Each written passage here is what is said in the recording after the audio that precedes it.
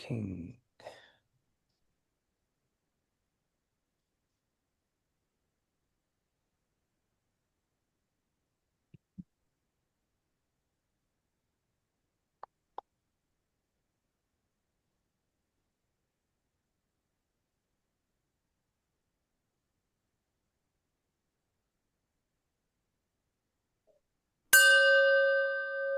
Here's Reverend Bill with your God call. The answer is I don't know. And it's not that I don't know the answer. I do know the answer. And the answer is I don't know.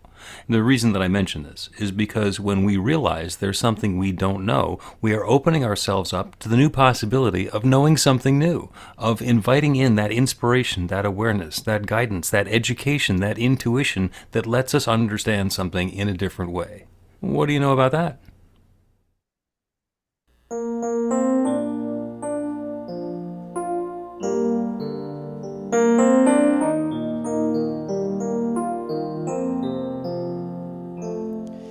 Whatever God is, I am. Whatever God is, I am.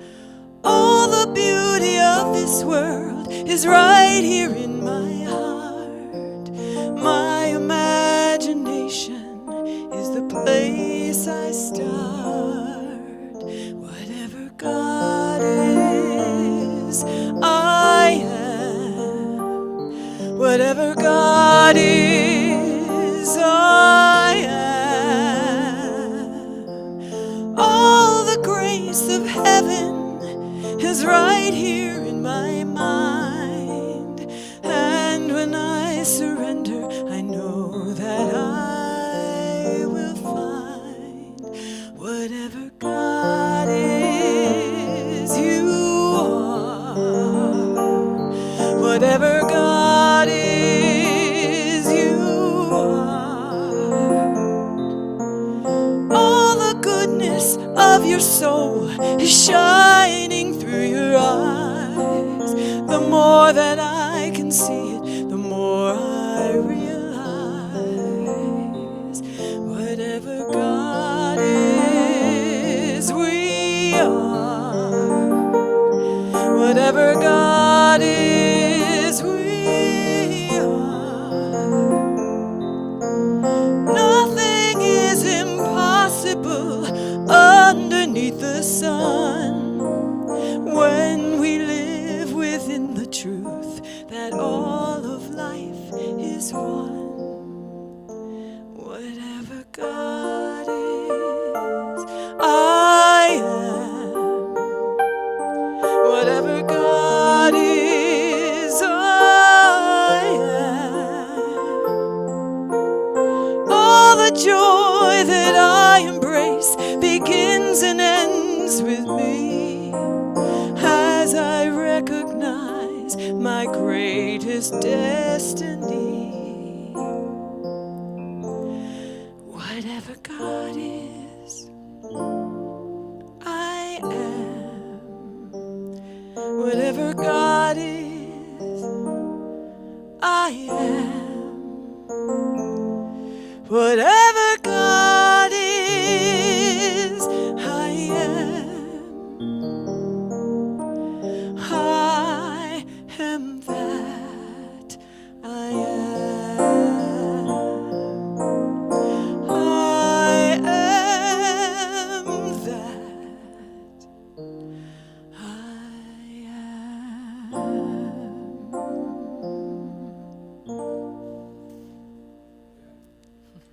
Thank you. Deb, wonderful, wonderful, wonderful. And good morning, New Thought Philadelphia, the folks who are joining us on Zoom, the folks who are here at the Falzer Club live for the hybrid presentation. And I want to congratulate everybody for getting up an hour early because this is the beginning of daylight scheduling time. I've changed the name. It's not daylight savings time. So you don't actually save any daylight. You just schedule it to be when you're awake, which is a great idea. It's also a wonderful opportunity to get into some conversation. So Nate was telling me the discussion he'd been having with his girlfriend. They think the time change should happen on Friday afternoon at 4 o'clock. 4 o'clock, you go home. 5. That's a spring and forward. And in a universe where anything is possible, that's as likely as anything else. I guess we'll see. So anyway, you guys know the rules when we're in person. Keep the cross conversation to a minimum. And I got to say that I was guilty. I sparked some conversations earlier today because I heard a note that there's a thing in the Philadelphia Inquirer yesterday that the traffic signals in Philadelphia that have an assisted device that actually tell you when it's safe to cross the street speak with a Philadelphia accent. It's okay to walk across Market Street.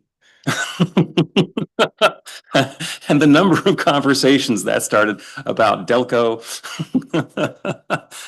and Philadelphia and how you pronounce Water, which is Wooder if you're in Philadelphia, was just wonderful. So there's an opportunity to cross connect. And the people who are on Zoom, we love your participation as well. Keep yourself muted except when we're going to be sharing or making a noise together. And let's go ahead and do that now. So unmute if you're there and sing out if you're here and repeat after me. I open myself to love. I open myself to love. I open myself to joy. I open myself to joy. I invite in the sunshine. I invite in the sunshine. And I know love is surrounding me right here, right now. And I know love is surrounding me right here, right now. And so it is. And so it is. Okay, mute one more time as I remind you that New Thought Philadelphia is an open and loving community of spiritual adventurers, welcoming each person to experience their divine nature in an empowering space of unconditional love. Whatever brought you to our celebration today, wherever you're heading next, we have been expecting you. And welcome home. We believe there's one power, love, intelligence, or force that creates everything, including each of us. And we each use that same power, love, intelligence, or force to create our lives according to our beliefs. It is not required that you believe that, but it's a really wonderful starting point as we're creating this next experience in our life to consider the possibility that might be true.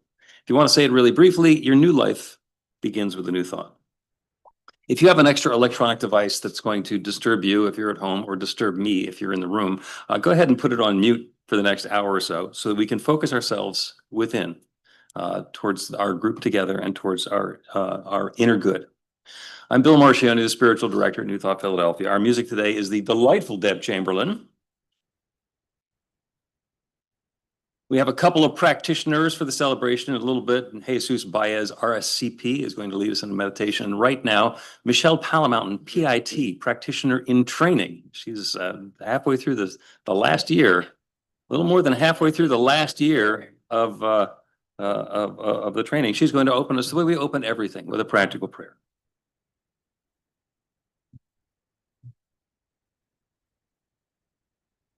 Good morning. This I know to be true. There is only one divine mind who is always creating, always saying yes to bountiful joy, to copious prosperity, eternal peace, and love overflowing. Knowing only quality and form, there are no limits with God. And I know that I am and we are this expression of joy and prosperity, peace and love, and we have no limits, and we always say yes to our good. Our time together is an unfolding of God's love, an unfolding moment to moment in limitless love and peace. With each breath we take, with each thought we think, with each feeling we express, we are love, and we are creating our life and our world. I realize this experience and this power of creation, and I am grateful for this realization. And it is with this gratitude that I release this to the law, knowing that it is, and so it is. So it is. Beautiful. Thank you, Michelle. So the reason that we do a practical prayer is because it works. It changes something in the experience of life that we're having. So if anybody has a prayer that's worked to create something new in your life, go ahead and give a wave. If you're in the room, you can do that. You can use the digital thing. Jane has one. I have one as well on behalf of others, but go ahead, Jane. Good morning, everybody. Morning. So this was kind of a fun one that happened to me this past week. I've been doing some practical prayer around, um, you know, new sparks of creativity, new way. Like I'm just feeling very inspired and feeling more creative energy coming and wondering, like, I want all the pieces to fit together. Like, what's next for me? What's around the corner? And I was in the car doing a practical prayer about this, and I just happened at that moment in time to pull up on a SEPTA bus, and the side of the big huge city SEPTA bus had an advertisement on the entire side of the bus that said real drive, real momentum, real success. I was like, how, that's just not a coincidence. Thank you, universe. That was the message I needed Beautiful. in that moment. It was very, Beautiful. very cool when things like that happen. Yeah. So, sometimes when you're looking for a sign, it shows up as a bus wrap. I mean, it can be obvious. Thank you, Jane. I got a call from Jesus, and our longtime friend and member of New Thought Philadelphia, former board member Dave Mattice, has been in rehab for a while, and he's waiting to get a replacement hip, I think, and dealing with some other health issues. And Jesus called me and said that he had been contacted by the rehab, that they found Dave on the floor in his room, unresponsive, and had called 911, and he's heading off to the hospital. And they had Jesus as his next of kin because Jesus had dropped some stuff off for him at some point. So we took that as an invitation to prayer.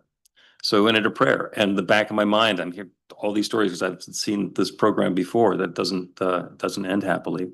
And Jesus called me yesterday and told me that he'd spoken with Dave, who's fine.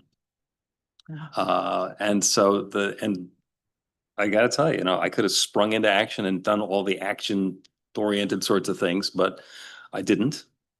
It was the prayer.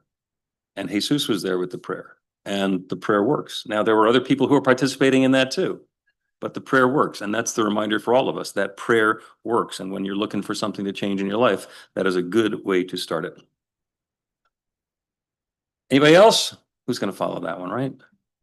Okay. Nia's going to come up and read some announcements for us.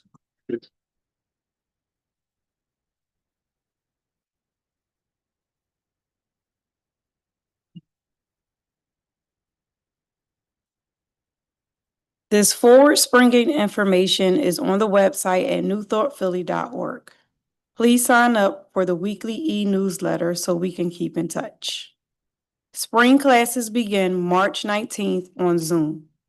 Beyond Limits is a 10-week class in the Foundations of New Thought, Thursday evenings from 7 to 9. Learn the simple but powerful technique to transform your life with the Practical Prayer Workshop on Saturday, April 4th from 1 to 4:30. It's open to all and included in the Beyond Limits class. Register for all on the website. We host a dozen online meditations every week. Drop by for 15 minutes of inspiration on Zoom. They're also on Insight Timer Live on Monday, Wednesday, and Friday mornings. There will be another You Are Not Alone support gathering on Zoom. It's on Sunday, March 29th at 7 p.m., the day after the next No Kings rally. Sandy and Karen lead the Power of 8 Intention Circle every Monday evening from 6:30 to 7 to help bring new experience into the lives of the group members. God calls are a half a minute of inspiration on your phone 4 times every week, starting with a free 2-week trial. Info is at godcall.org. There are now more than 2,800 spiritual adventures in our group on meetup.com. Get your midweek adventure on and meet some new folks at one of the daily meditations. Follow, subscribe, like, and share New Thought Philly on Instagram, Facebook, Insight Timer, and YouTube. Thank you to the team that makes these celebrations work. We get together ahead of time to get things in order and have some fun. Email the volunteer coordinator to join the joy.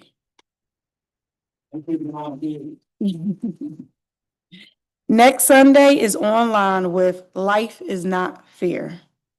Reverend Renee Leboa reminds us about the part of the journey when prayer doesn't fix it, faith doesn't protect us, and doing everything right still leaves us shattered on the floor. Live original music by Anna W. The practitioners are available for professional sessions by appointment. After the celebration, Michelle is available for a quick transformational miracle and a minute prayer. Stick around in the Zoom meeting after the celebration for casual conversation. Thank you, Nia. And if you think Renee LeBeau's talk next week sounds like a bummer, it is not. It is an opportunity for something new and amazing and wonderful to happen. Michelle is working on turning off her. I'm sorry. I was trying to put my number in the chat, but I can't. Let me turn this off. We just turned the whole thing off.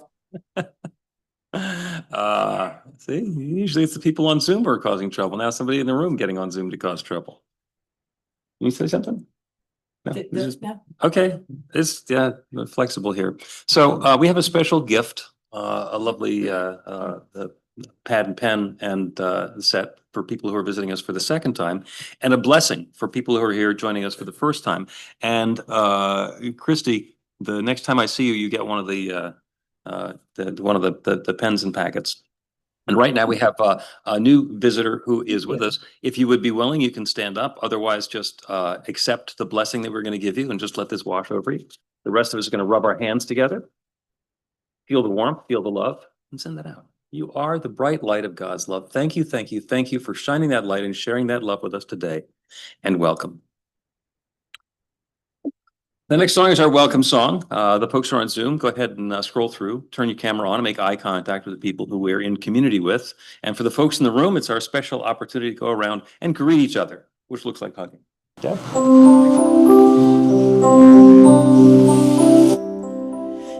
are the face of God. I hold you in my heart. You are a part of me. You are the face of God. You are the face of God. I hold you in my heart. You are a part of me. You are the face of God. You are the face of love. I hold you in my heart. You are my family. You are the face of love. You are the face of love. I hold you in my heart. You are my family. You are the face of love. You are the face of God. I hold you in my heart. You are a part of me. You are the face of God. You are a part of me. You are the face of God. You are my family.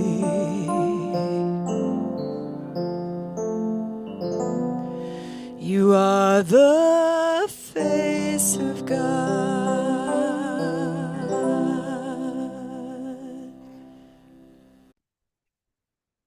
Thank you.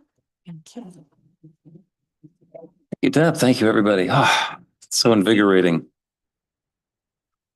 It is easy to get distracted by all of the different ways that stuff shows up in the world.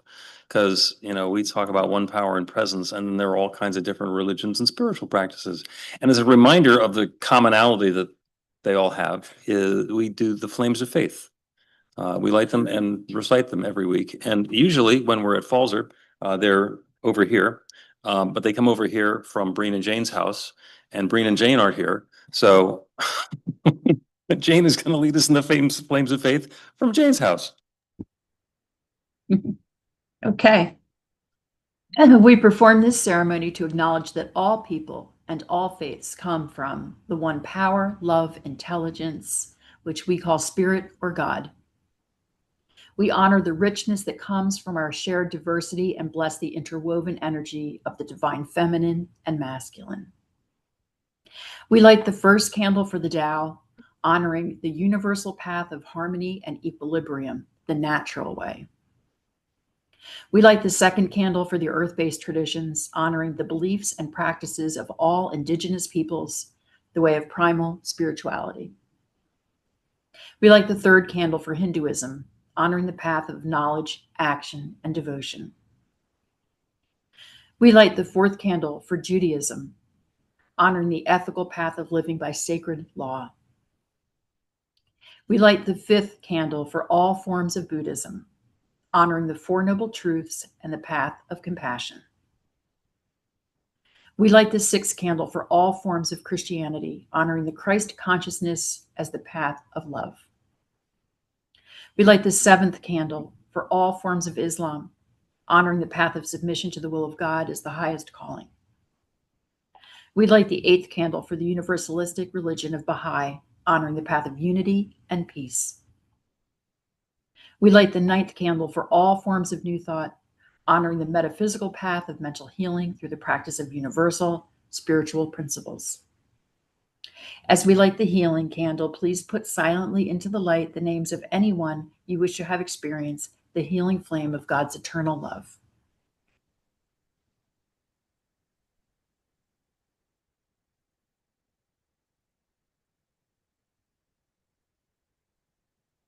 Blessed be. The reading today is shared with us by Scopy. Good morning, everyone. This reading comes from page 153 in the Science of Mind, and it is titled Prayer is Its Own Answer. Cause and effect are but two sides of thought, and spirit, being all, is both cause and effect. Prayer, then, is its own answer. The Bible tells us, before they call, will I answer?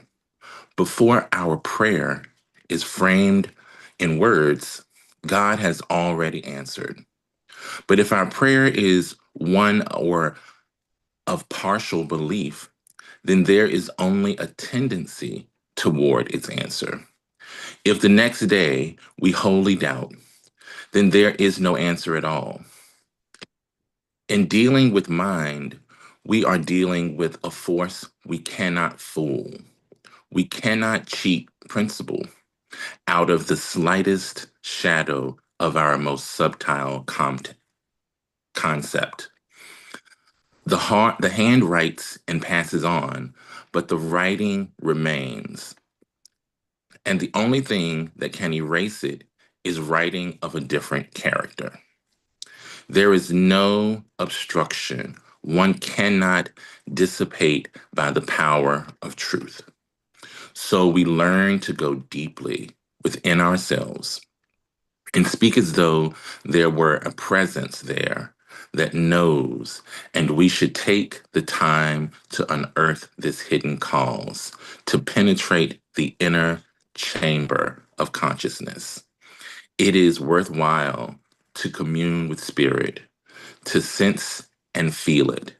The approach to spirit is direct, through our own consciousness. The spirit flows through us. Whatever intelligence we have is the spirit in us. Prayer is its own answer.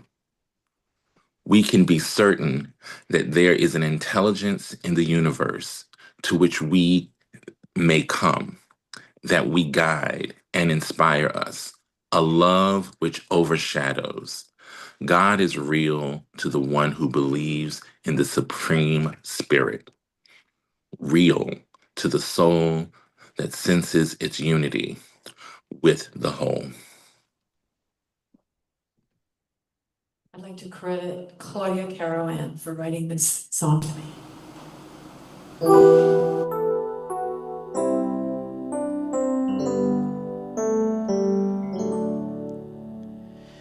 When this world seems crazy and darkness closes in, I may not have the answers or know where to begin, but I know nothing changes if I just give up.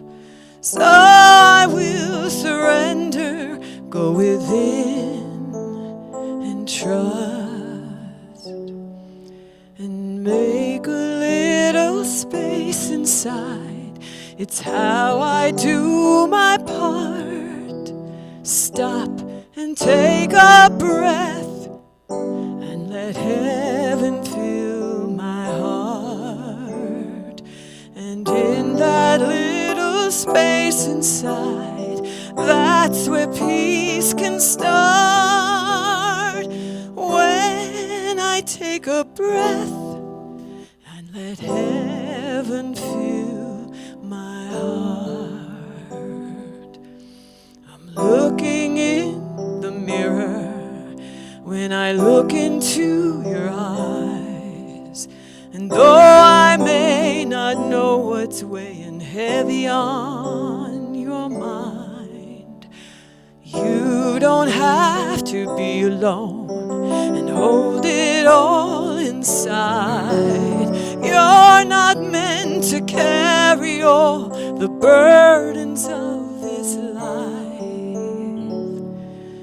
So make a little space inside. It's how you do your part. Stop and take a breath and let heaven fill your heart. And in that little space inside, that's where peace can start. When you take a breath and let heaven fill your heart. We are here together. Nothing's wrong or right.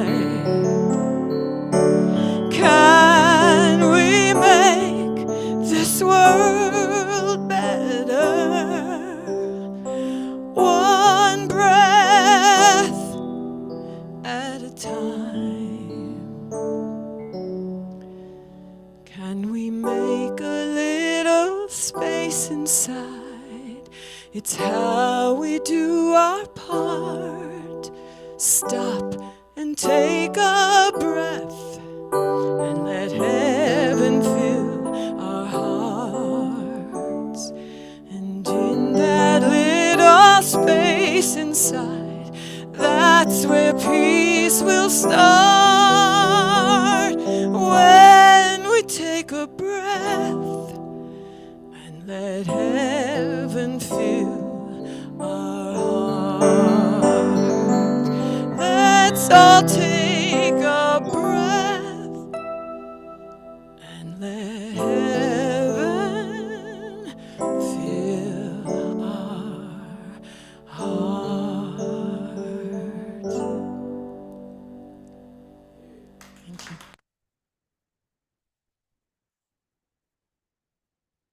Beautiful. Thank you, Deb. Thank you. Thank you.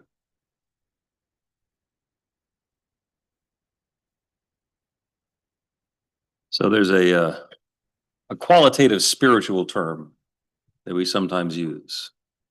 And that term is sucketh. Sometimes something sucketh. And right now, there seems to be a lot in the world that people would say sucketh. The title of the talk today is The World You Want. And the reason that I bring up that sucketh part is because it's really easy to see the stuff that we don't like in the world that's going on around us. There are wars, you might have heard, in Ukraine. and Gaza, in Iran. Oh, and also in Congo and Pakistan and a couple of different parts of Pakistan. And there are other places where there's conflict going on. There is any economic instability in the world.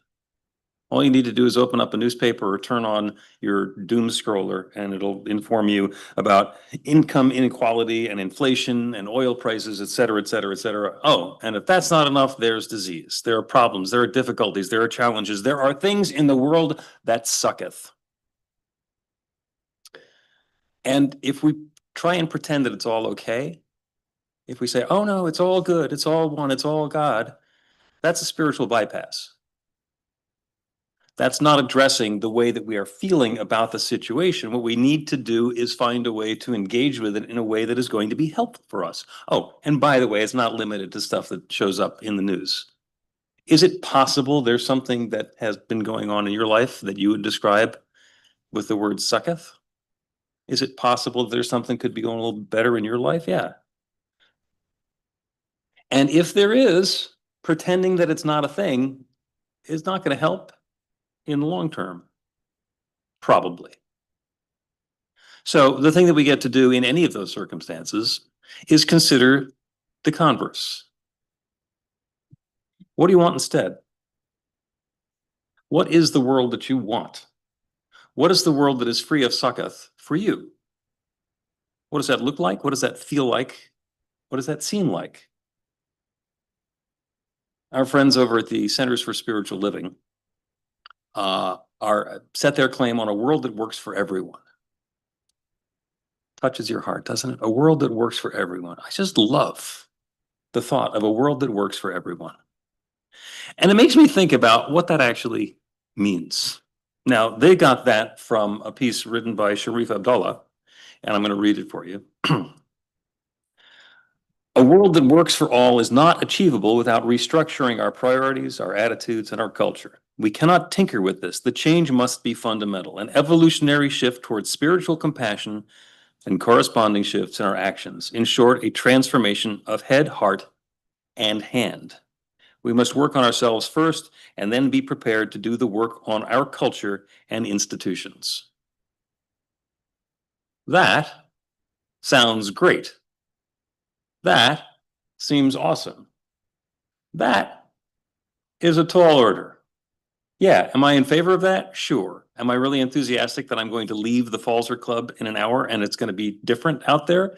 I have some skepticism. I have some skepticism. And the Centers for Spiritual Living actually have their global vision. And they're even more optimistic than Sharif Abdullah. And I love a lot of the ideas that they have. And I'm going to give you some of these lofty ideas. And as I go through these, what I invite you to do is see how it lands with you. Because as we say, it is done unto you as you believe. So if I say one of these optimistic, uplifting, harmonious, wonderful things, and you go, I don't think that can happen. Listen to that. If that's what you're feeling, that's okay. That's your belief talking back to you. And it's not showing you that there's something wrong with the idea or that there's something absent or missing from you. What it's telling you is that there's work to be done. There is an opening. There's an opportunity for transformation. We envision all people, all beings, and all life as expressions of God. Yeah, I'm on board with that. Sure. We see a world in which each and every person lives in alignment with their highest spiritual principle, emphasizing unity with God and connection with each other. A world in which individually and collectively we are called to a higher state of consciousness and action. That feels good. A little aspirational as far as I'm concerned, but we keep going. We envision humanity awakening to its spiritual magnificence and discovering the creative power of thought, a world where each and every person discovers their own personal power and ability to create an individual life that works within a world that works for everyone. I'd love for that to be true. But, you know, I've met people. And it's possible. It's possible, but there seems to be, at least in my awareness, a gap between where we've been and where we want to be. We envision a world in which we live and grow as one global family that respects and honors the interconnectedness of all life, a world where this kinship with all life prospers and connects through the guidance of spiritual wisdom and experience. I'd love to live in a world like that. I'm having a real difficult time understanding how we get from where we are to there. Spent a few days on vacation in Florida this week, and we were staying, yeah, it was wonderful. We're staying right on the beach. And if you've been to South Florida, just in from the beach is the Intracoastal Waterway. And every time, and I think it was 14 times I went across the Intracoastal, and only on 5 of those times was there not a drawbridge up. So I was heading to where I was going to be heading, and suddenly there was a gap. There was something that was preventing me from getting to where I wanted to be. And without the drawbridge closing, I was not going anywhere. I could have driven around to another drawbridge, but I'm not going to swim through the Intracoastal Waterway. It's just not going to happen, especially with a car that I have to return to Enterprise. So there are things that are possible, but there are things where we see there's a gap. There's a space between where we are and where we want to be, and something needs to happen. We envision a world where personal responsibility joins with social conscience in every area of political, corporate, academic, and social sectors, providing sustainable structures to further the emerging global consciousness. Sign me up. What do I do? Because I got no clue on my own. Yeah, that'd be great, but those are some big things that they're talking about. Political, corporate, academic, and social. I'd like to. We envision a world where each and every person has enough food, a home, and a sense of belonging, a world of peace and harmony, enfranchisement and justice. Yeah, baby. The bridge is still open for me. We envision a world in which resources are valued, cared for, and grown, and where there is generous and continuous sharing of these resources.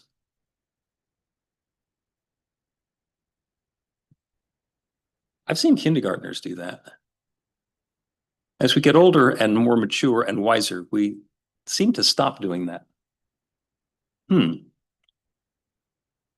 We envision a worldwide culture in which forgiveness, whether for errors, injustices, or debts, is the norm. Now we're getting into my territory, because forgiveness is when you stop being angry about something that's not happening anymore, and you let go of the energy of it.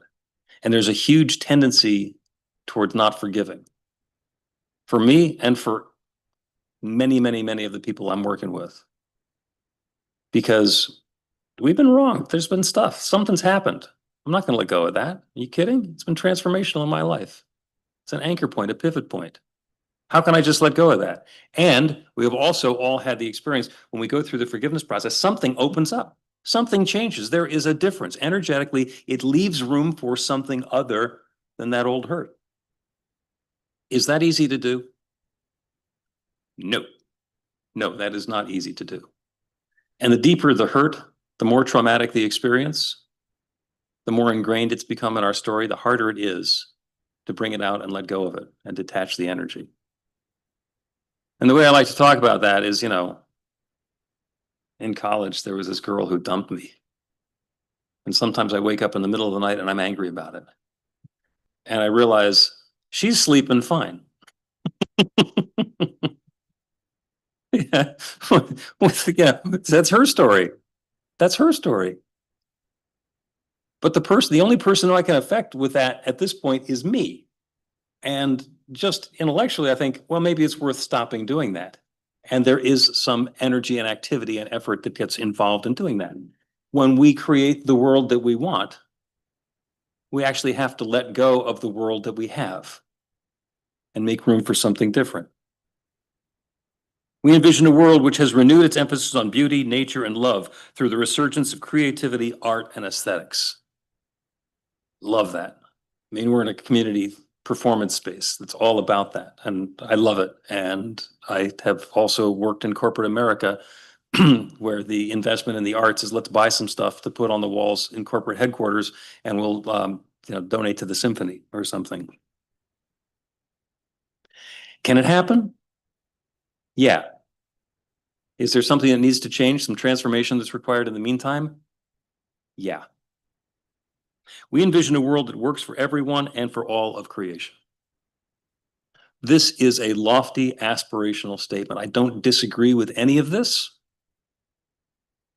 I think you'll also agree with me that it's not particularly a practical thing in its own. Here's your next steps to take part in.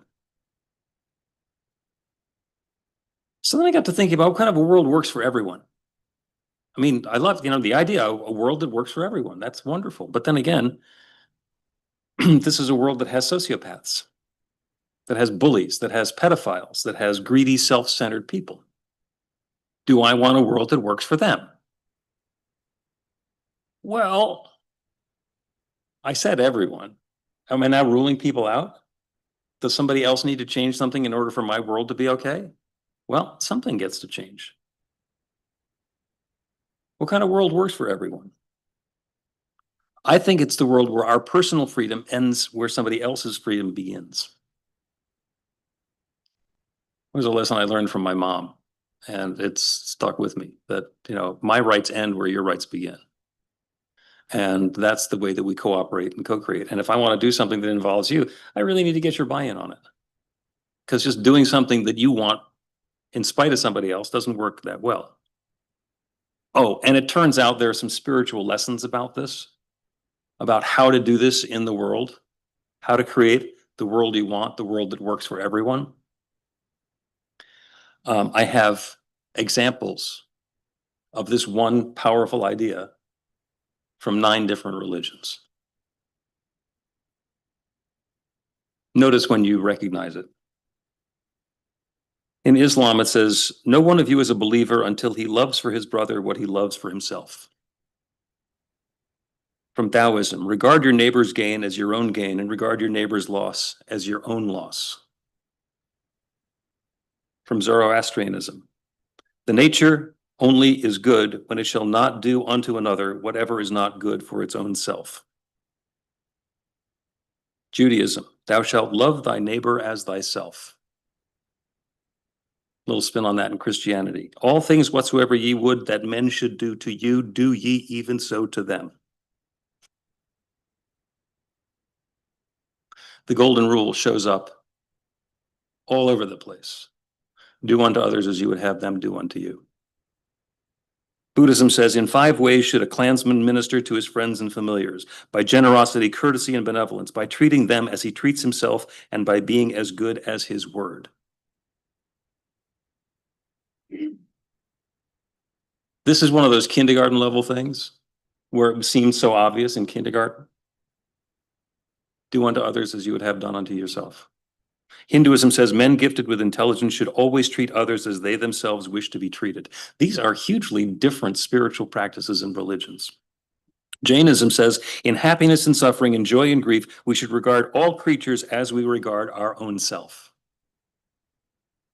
Can you do that? How's it going? Is there a possibility to do a little more of that? In Sikhism, as thou deemest thyself, so deem others, then shalt thou become a partner in heaven. Can this be done? Yes. Do you know how? You don't need to know how. You don't need to know how. When I was working in business, I came to understand that as we're making a business deal, as we're selling our product or services to a client, the best ones are where the deal is set up. Here's the price, here's the product, here's the service, here's the contract, here's the commitment, here's how this is going to go together. And if you'd be comfortable taking either side of that, that's a good deal. Because there's a company that has something that they have prepared to bring to the market to share with the world, and they need to be compensated for it. And there's somebody who's looking for the opportunity to do that, to take advantage of this product or service or offering or operation, and they would happily give up some of their resource in order to be able to accomplish that.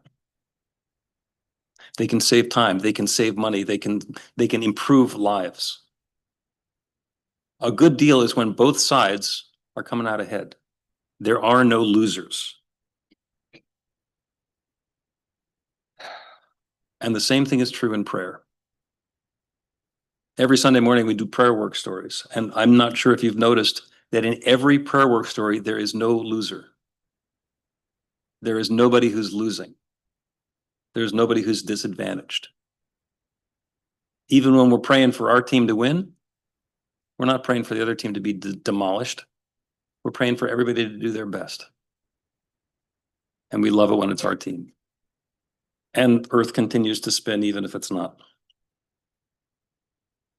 So how do we take this idea of the world that you want, the world that works for everyone, all of these lofty things that the Centers for Spiritual Living are talking about, how do we bring that into our spiritual work to invite that into the experience of our lives? How do you pray for it? Well, the first thing you do is get that feeling. And for me, it's a feeling of fairness, a feeling of empowerment, a feeling of mutuality, of everybody wins. To get the feeling of what does it feel like when everybody wins? Bring that within. Invite that experience. We are all succeeding here. We are all coming out ahead. It is possible. Take a deep breath. Deep breath out. Did you feel like you were competing with anybody for that breath? No. And that breath was pretty important. That is an example of how this can work in your life. It's already working in your life, and it can work even more. So go into your spiritual practice, into your prayer, into your meditation, and bring with you that feeling of fairness, of mutual success, of empowerment. And let that be your story. Open up to that as a possibility. And let the infinite guide you in what might be yours next. And let the pieces fit together in a way that brings more of that harmony and empowerment and fairness and goodness into the world. And the good thing is you can. You're already doing it. You're doing it with every breath. You can do it intentionally. And so I invite you this week to be that bright light of love, that goodness, to let it shine, to let the love flow, because the world deserves it. And so do you. And so it is. Yeah.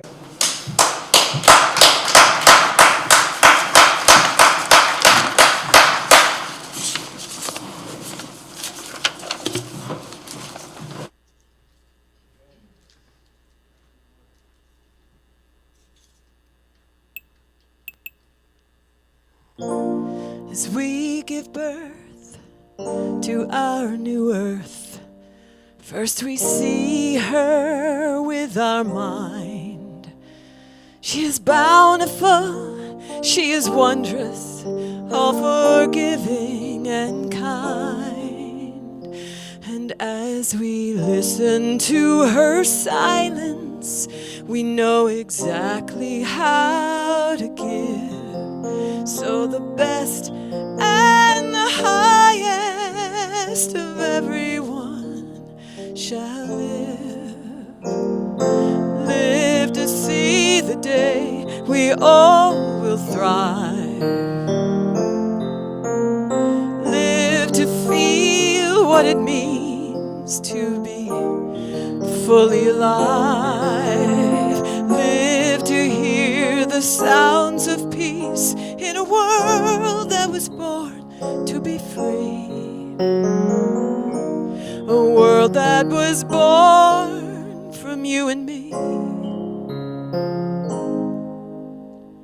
So we give thanks for this new earth.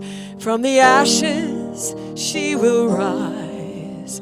As we breathe with her, we receive with her all the blessings of the skies. And with our loving hands and grateful hearts, we replenish every need. And with equal care and tenderness, we nurture every seed, so it will live to see the day we all will thrive. Live to feel what it means to be fully alive. Live to hear sounds of peace in a world that was born to be free. A world that was born from you and me. We hold the power in our hearts to make heaven on earth, right here where we are. So let us live to see the day we all can thrive. Live to feel what it means to be fully alive. Live to hear the sounds of peace in a world that was born to be free. A world that is born from you and me. Let's make heaven on earth our greatest legacy.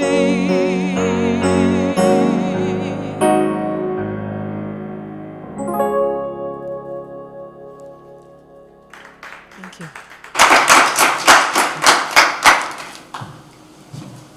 Thank you, Deb, for that beautiful music, those beautiful words. Take us right there in the groove. Thank you, Reverend Bill, for that talk. The word that will stay with me this week will be fairness. That's the word I'm going to contemplate, embody it, embrace it. To get into the Father's house, which is within us, we come with humility. You can't go into the Father's house with arrogance, because it's foolproof. We go into it with meekness, with hunger and thirst for the one, with peace and with purity. That's why I like the Sermon on the Mount. It says, the meek will inherit the earth. Those that thirst and hunger for right living will be filled. Say, blessed are the peacemakers, because they will be called the children of God. Blessed are the pure in heart, because they will see God. Seeing God. Scripture says, nobody has seen God. But through meditation, the truth will be unfolded in a personal way that will mean something special for us. We will doubt no more. We will know the knower in us, because we will communicate, respond, because God responds by corresponding with our thoughts and our heart. So what I do when I have like a, because I believe each one will have some challenges in relationships the way we respond with other people. But whoever it is, maybe somebody has said something not too good about yourself, or did something to you, or whatever it is, send them love. Send that peace. Send that harmony, that joy. Because what they say around the hood and everywhere, what comes around, goes around. So yeah, sometimes my reverend was saying about fairness, about what we want with each other. You know, that's sometimes looks like far-fetched, but it's right there. Just like prayer. Prayer is instantly, but it's a process. I remember the Rev was saying 2 weeks ago about a prayer that he did 30 years ago. And that prayer came in manifestation not too long ago. Sometimes we pray for something and we forget. But God doesn't forget. It's there. God remembers. He knows our struggles. He knows our challenges. That's why it says, put all your cares upon him, because he cares for you. Release. That's what it says, amen. You release it, you let go. Now I invite you to take a deep breath in. Be inspired. And as you let go, surrender to the power, to the presence, the essence of life. Take your magic carpet, or you might call it your flying carpet, and fly to the middle of the ocean and look to the east, look to the west, look to the south, and look to the north. You see no end. It's infinite. When we go within, get into the middle of the ocean, or in the middle of the sky, wherever you at, and see no destination. You know, a lot of people believe in predestination, but we don't, because everything could change in a flash.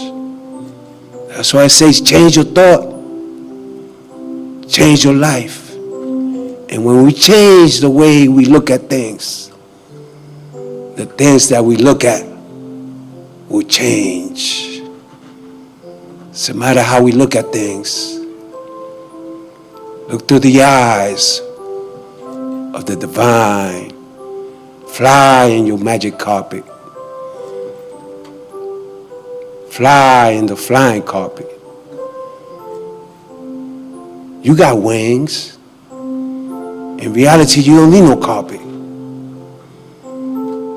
Carpet just taking you to the middle. See no end. That's what it says. Let go and let God. Surrender. Let God do what God do. We will do the possible. God will do the impossible. We don't need to manipulate how it's going to end, how it's going to be. See no end. See the vastness of the ocean, the vastness of the sky. And just relax. Rest in the everlasting arms of the Most Highest.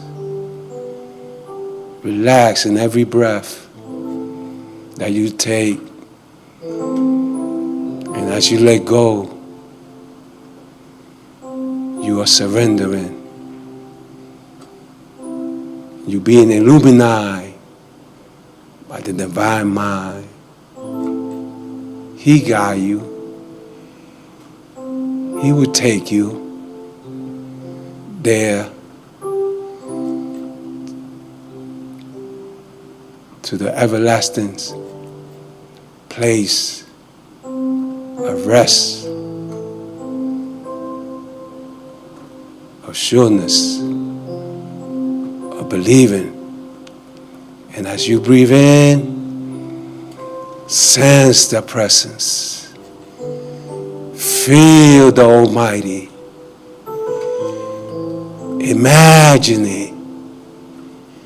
Believe it. And the most essential is to know.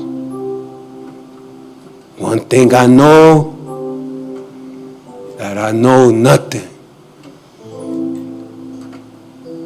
but the Christ in me. So as we go into the silence, take these words as the first person, embody them, embrace them, make them yours with fairness, meekness, humility, peace, and purity. Let that pureness that is within come without. All power is given unto us in heaven and in earth. It means within and without.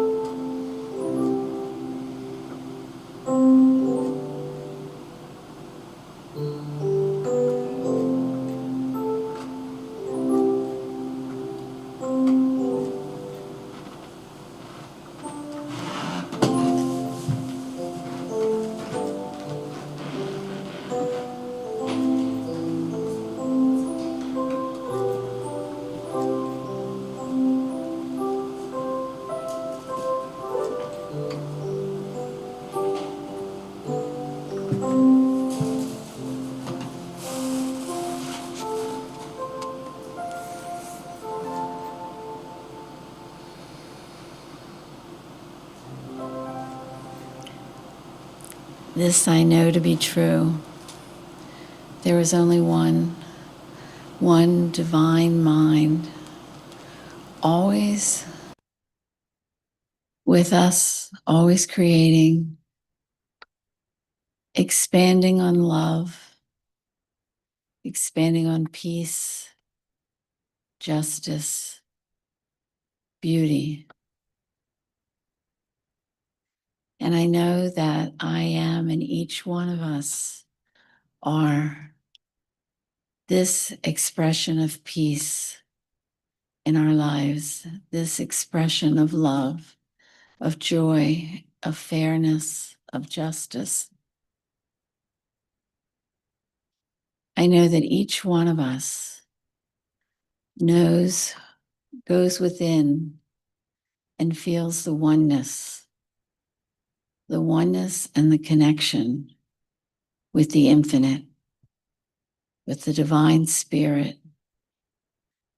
that expresses through each of us and the world and universes beyond us. And yet it is in us. We carry it with us. It is the spark that shines and enlightens and goes beyond us to one another. I am grateful for this knowledge, for this experience, for this knowing of this peace, of this love. I'm grateful that I can carry this with me right here and right now and into every moment of my life, in each interaction, this wisdom in each decision I make and each action I choose to have. I'm grateful to have this divine wisdom that can color my beliefs and can realize the excitement of flexibility and openness and change, and knowing the goodness in all of it as I pass through it, as each one of us does. And it is with this grateful heart and with this wisdom and with this experience of peace that I release these words to the law, knowing that it is. And so it is.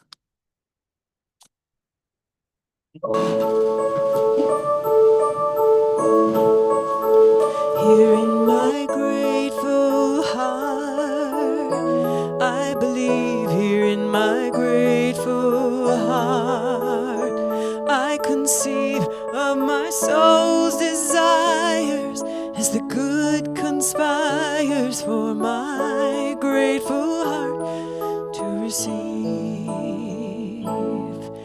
With a grateful heart, right here in this place, I'm filled to overflowing, filled with gratitude and grace.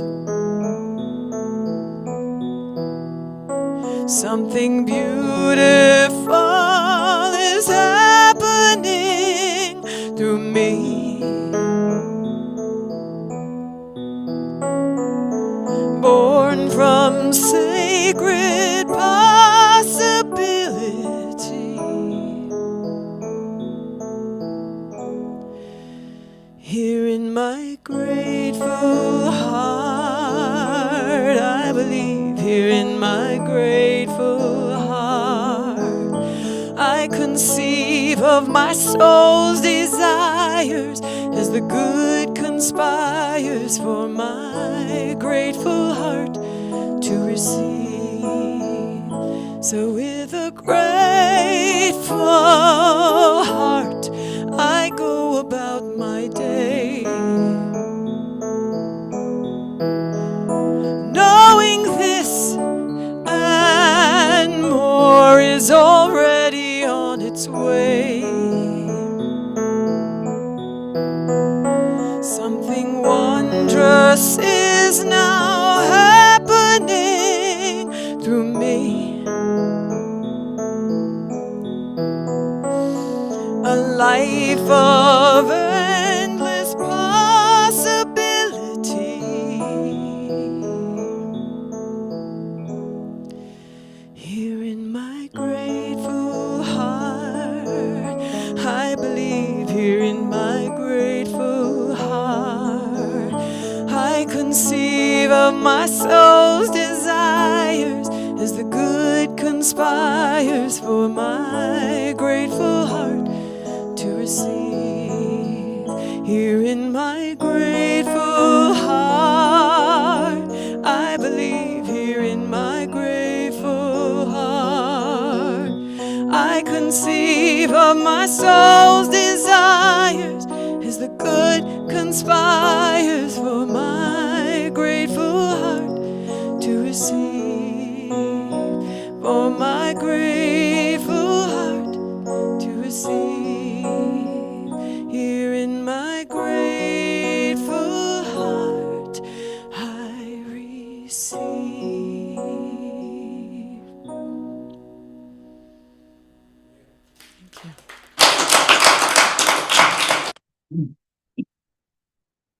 Thank you, Deb. Thank you, Michelle. Thank you, Jesus. Thank you all. So this is the part of our program where if there's something that's come up for you that you'd like to, Joe, come on up, that you'd like to give, Joe's going to model the behavior. So if you have something that you'd like to share, then you can go ahead and do that. Scopy is going to be second. And here comes Joe. So in the talk, as Reverend Bill talked about the great aspirational ideas from Centers for Spiritual Living, and I thought, okay, this is where I'm supposed to release the how and open to the allow. And then Jesus started talking about the Beatitudes and the Sermon on the Mount. And it reminded me of a quote, I think it's Tolstoy, but I'm not really sure. Everyone thinks about changing the world, but they don't think about changing themselves. And I thought, that's it. That's the how. Work on yourself. And it was just like, wow. So I have to go back and read those Beatitudes again. Thank you, Joe. Yeah, sometimes it's stuff that we've heard before and we get to hear it in a new way. Scopy. What came up for me was kind of what I kind of feel is a gift of our time. And so many things that we point to of not working out in this time, or it doesn't seem to be working out in this time. But I remember, 20 plus years ago when I first came across New Thought, there were a couple of criticisms that I had of New Thought. And two of them really shined today for me, showing kind of a maturity and a growth or evolution of New Thought. First of all, the bypass, that we can both can be true, that, we can be having a bad day, a rough day, and still believe in oneness. And the other part is the social justice aspect. 20 plus years ago, there was no mention of that in New Thought where I saw. And now it's something that people are acknowledging. And so I feel like that's a gift of our time. Beautiful. Thank you. Thank you. Anybody else? Something to wisdom share? All right. In that case, I'm going to invite Nia up to lead us in our offering.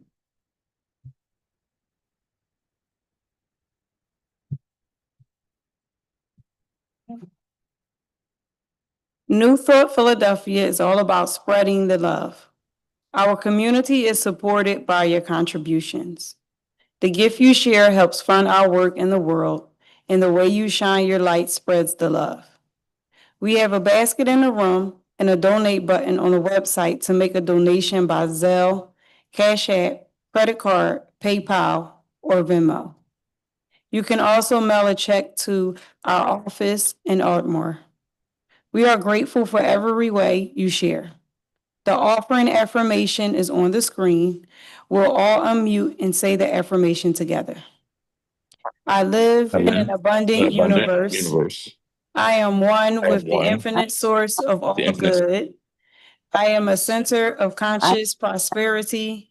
I enjoy the richness of life. I bless my gift. I share my gift with gratitude and joy. I know that as I give, I do receive. And so it is. And so it is. Thank you, Nia. Thank you all. Deb, one more for us. I was gonna do a different song, but after Joe's share, I'm gonna do this one, and I hope you'll sing with me. Sing along.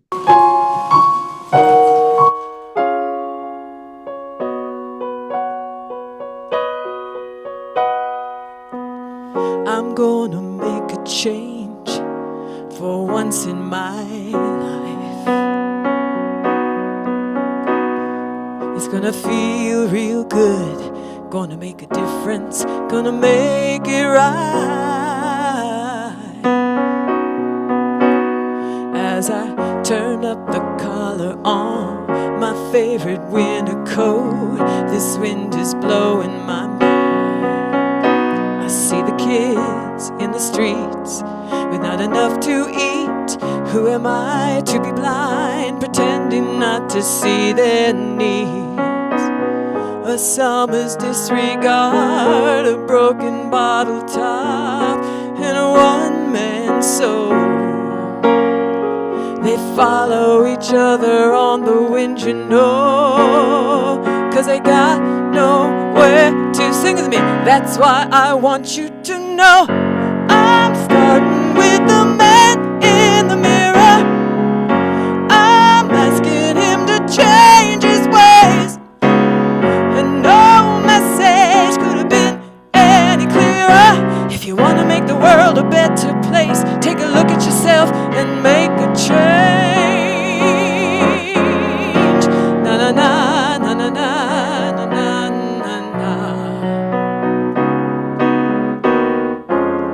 I've been a victim of a separate kind of love. It's time that I realize there are some with no home, not a nickel to loan. Could it be really me pretending that they're not alone?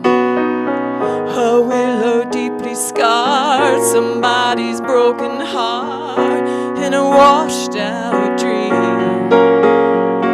They follow the pattern on the wind, you see, 'cause they got no place to be. That's why I'm starting with me. Say, I'm starting with the man in the mirror.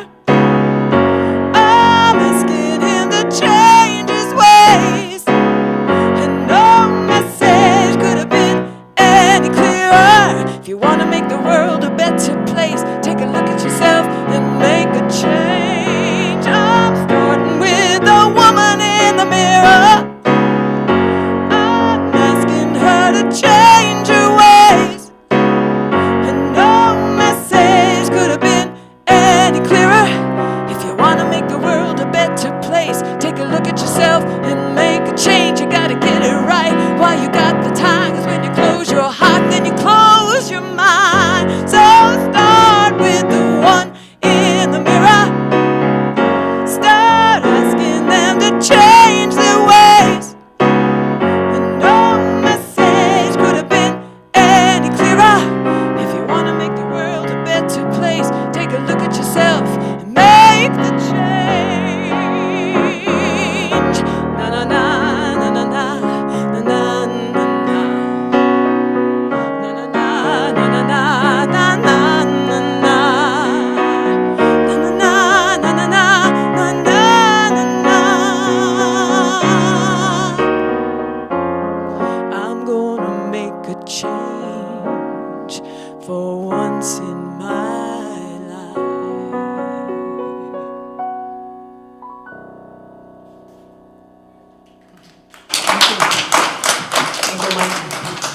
Thank you, Deb. Thank you, thank you. Thank you, everybody. What a wonderful, wonderful celebration. Let us close with another cacophony. So if you're in the room, go ahead and take the hand of the person next to you, because we can. And if you're on Zoom, go ahead and unmute so that you can repeat after me. I open to love. I open to love. I open to possibilities. I open to possibilities. I let my love flow, I let my love flow, and I know that good is at hand. and I know that good is at hand. And so it is. And so it is. It is. Thank you, thank you, thank you so much.